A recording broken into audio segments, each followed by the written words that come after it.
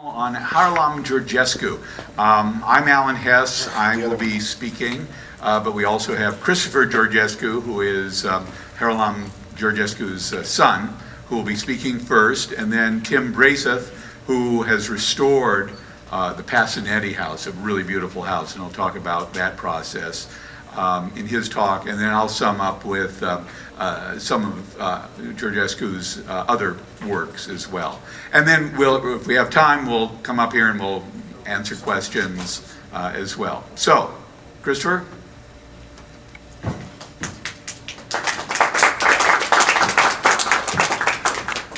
Thank you everybody for coming. And I'm Christopher Georgesco, son of Harlan Georgescu, my handsome father here, aka Harlan Georgesco in America.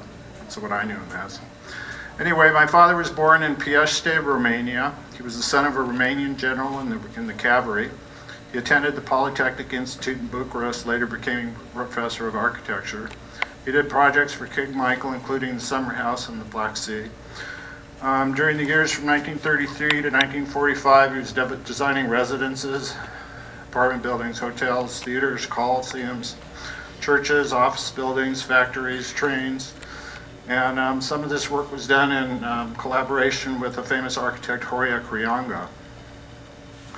His career in Romania lasted a mere 12 years, from 1933 to 1945. In 1945, his partner Crianga died, and the occupation changed everything. My parents fled Romania in September of 1947. Around 1950, he became an American citizen and later a member of the American Institute of Architects. He spoke 8 languages, and I knew him as a disciplined man, usually working 6 days a week till 7 p.m. because he liked it. If he had no work, he'd invent it.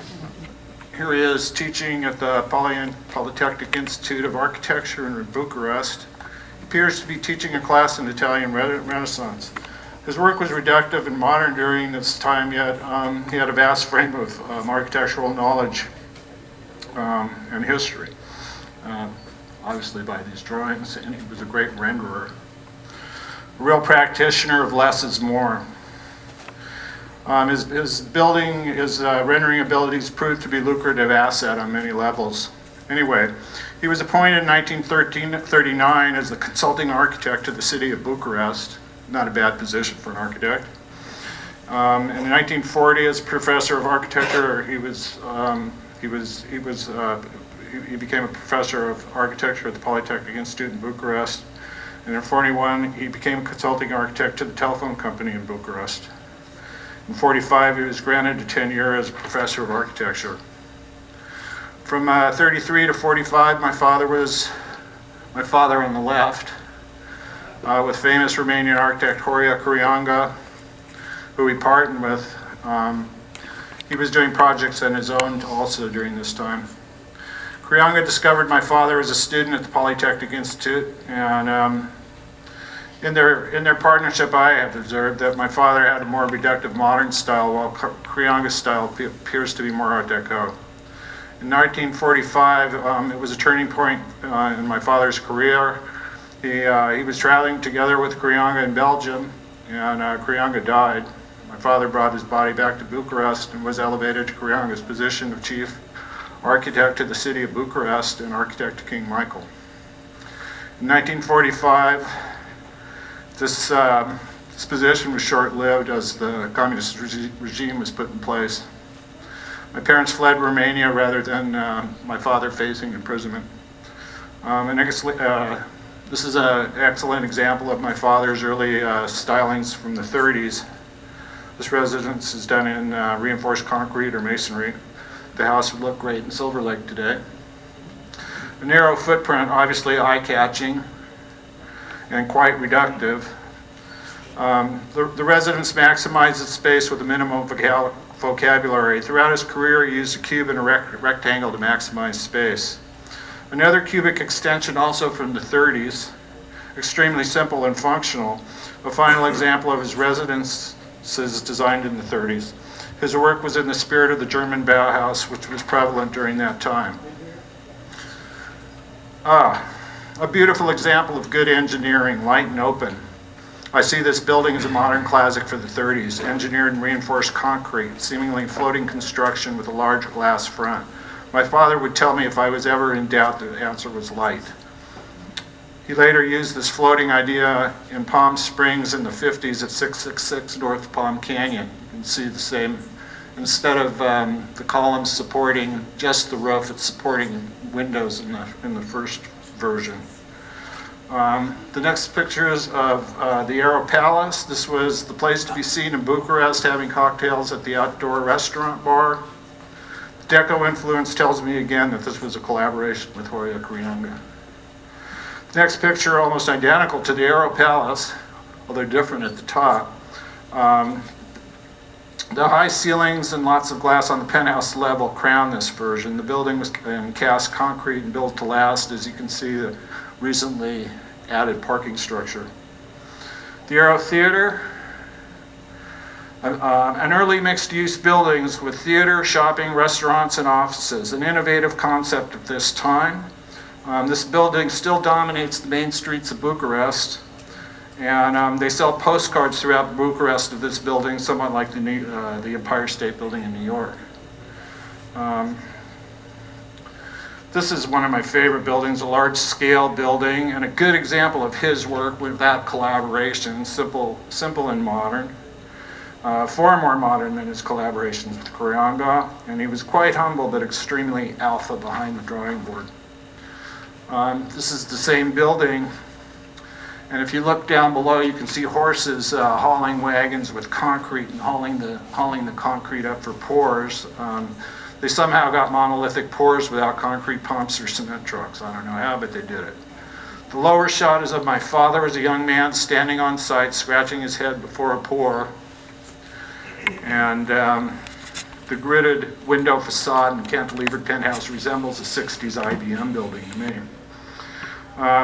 This is a steel mill he built for 10,000 employees for Malaxa, the largest industrialist in Romania.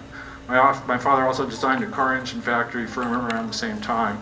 This factory is huge, as you'll see in the next picture. A big scale factory, one can see the train tracks in front used for transporting the finished products, pyramids, skylights, and amplified by monumental suspended glass wall for natural light. This is some kind of fair complex, one of several shots I have of a huge complex with large buildings, sculptures, and murals. I'm not quite sure what this foreground was for. I also found pictures of a Colosseum he did online, but the picture was too small to share. For 12 years, he carried on in Bucharest and designed an incredible amount of diversified work. This is one of the first train skins he designed in the 30s. I think this was early development of the streamliner. Anyway, it must have been made possible by the industrialist Malaxa. I suppose this train was done closer to the 40s and still has the same basic body with some streamlining on it. One can see the evolution of the lines on it. Trains were an interesting industrial design process. I'm sure he was real excited to be working on something like that. Anyway, I took this picture of my father's apartment building, which he lived in and built. I took it in 2008. He designed the building and lived there until 47. The building was left there, of course, when he fled the country, and it's located in one of the nicest neighborhoods, Primavera in Bucharest, next to the Italian embassy.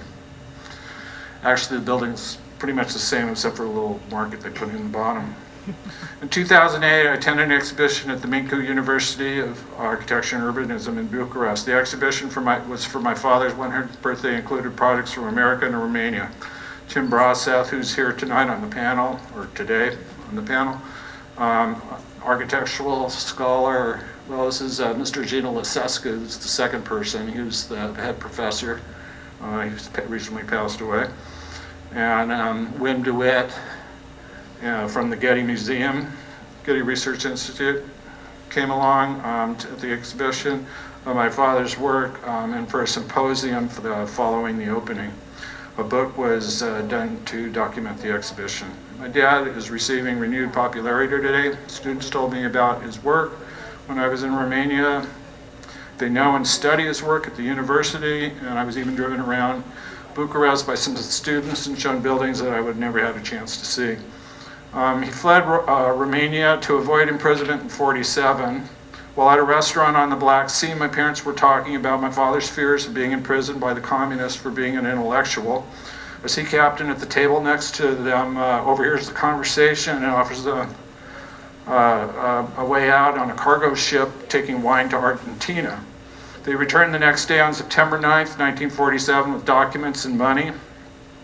They're stowed below deck behind wine cask bound for Argentina. During a refueling stop in New York, they were stranded. My parents were granted asylum with letters of recommendation from diplomats, prominent Europeans, including architect Richard Neutra, who called my father a great architect. I found hotel receipts from New York where they had lived for the first 4 months. After 4 months, he landed a job as a professor of architecture at the University of Lincoln, Nebraska.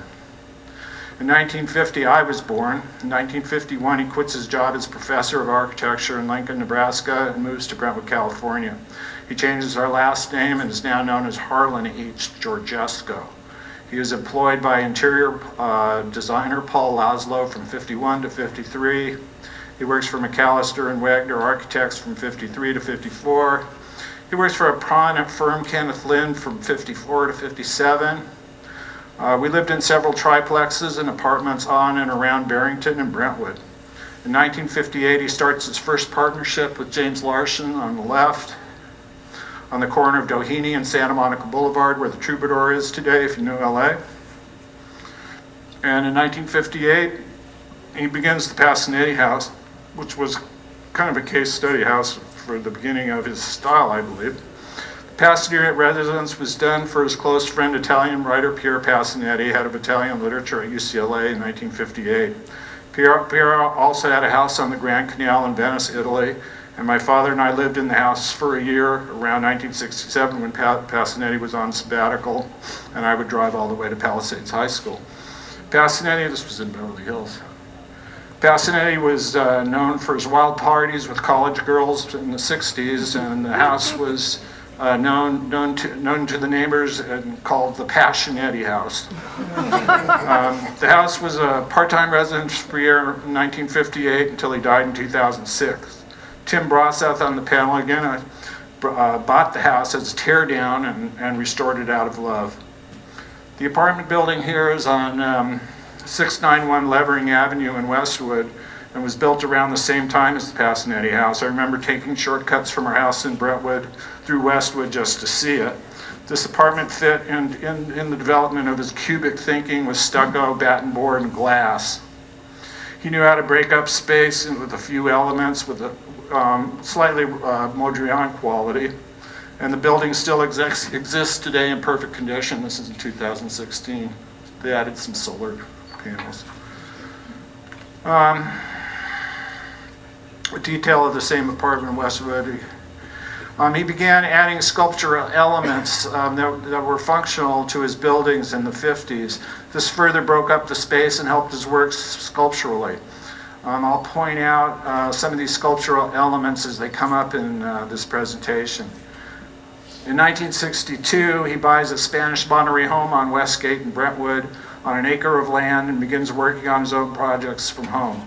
He builds 2 homes behind our house on the remaining, this is 1/2 acre, this is one of the houses on the remaining 1/2 acre of our property. And this is which I was upset about because that's where my treehouse was. Anyway, this is the first house that my dad did on spec for himself, and he was tired of working for other people and was finally doing his own thing again. You can see another of these sculptural elements. It's the canopy over the door. You can't see, but there's some tie rods that do some crossovers on top. So there's a whole other sculptural element there, which also works as a canopy for the front door. Around this time, he becomes an American citizen and a member of the American Institute of Architects. He broke up Lake 20-foot cubes in 2 or 3 levels and opened up sight lines through his houses. He also opened his kitchens up to the house instead of using separate rooms like most houses of the time, an open floor plan. used sliding Scandinavian wood doors that accordioned open and hung on exposed superstructures with mirrored walls to further break up the space visually and maximize its functionality by having a third level study type space which could be opened or closed. You can see the superstructure up there that they slid on. This was up the street from us. It's called the Kearsarge House. This is the front view of the Kearsarge House. It was built up the gully, which ran from behind her house all the way up the street for about a mile up to an intersecting street called Kearsarge, right at the end of the gully. And many of his sites were steep and hard to build on, but he was able to pull it off. And this house is in the middle of the city, but surrounded by eucalyptus trees and running streams. You would never know you were in LA. I remember being 18 when this house was built in 1968. He broke up the rear elevation components in primary colors, not done here, like Modrian. This is a remodel of it. He enjoyed this new freedom and was languishing himself in using color.